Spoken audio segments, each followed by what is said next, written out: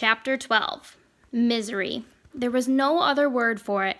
Watching Mrs. Brompton march an endless parade of house hunters through the Bing home was more than Ben could bear. He regarded each potential buyer with suspicion and outright hostility. Could these nice people be the enemy?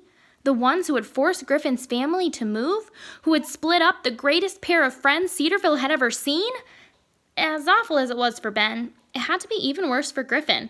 It was his life that was being turned upside down, and not just by a real estate agent's. His entire personality had changed. The fire was gone, along with the razor-sharp sense of purpose that had always guided him. How many times had Ben prayed for a break from Griffin's never-ending schemes? Now, he would have given his right arm to hear his friend burst out with, "All right, here's the plan." To do something, anything. Whatever it was, it had to be better than treading water, waiting for the inevitable.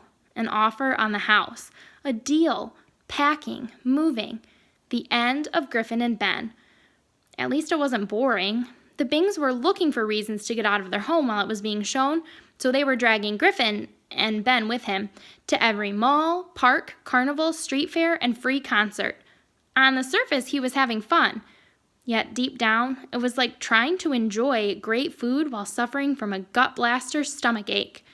It was hard to be entertained today when tomorrow seemed very little like entertainment. And anyway, all he could think about was yesterday. The unsuccessful heist haunted the boys. The cleanup operation replayed itself in an endless loop in Ben's head. Ditching the empty TV crate, locking and re-alarming the store, even wiping the fingerprints from the keypad and the doorknobs had been a half-hearted effort. Who would call the police to investigate the disappearance of absolutely nothing? At most, Tom Dufferin might wonder about the delivery that had mysteriously disappeared. More likely, he would assume his boss had dealt with it. In a way, the operation had been the perfect crime.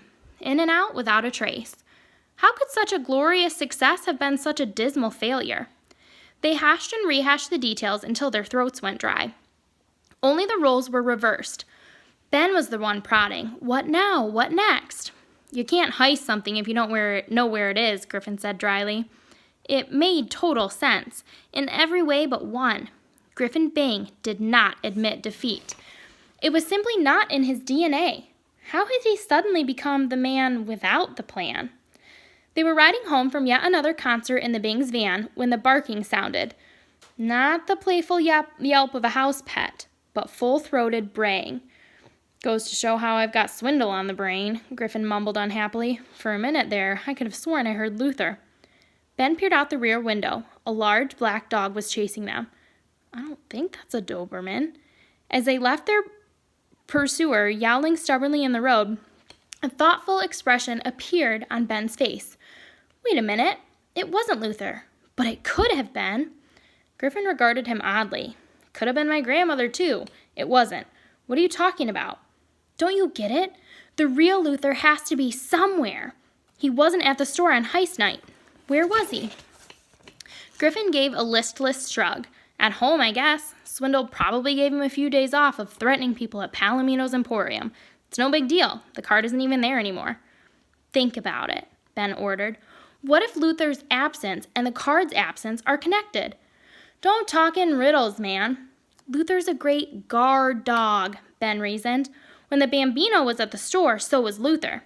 But if Swindle brought Luther home... Light dawned on Griffin. The card is at Swindle's house. When they reached the Bings, Griffin and Ben made a beeline for the phone. Please let the guy live in town. Griffin threw the directory open to the P's. More specifically, Palomino, SW. There was the address. 531 Park Avenue, extension. That's not too far from the store, Ben exclaimed breathlessly.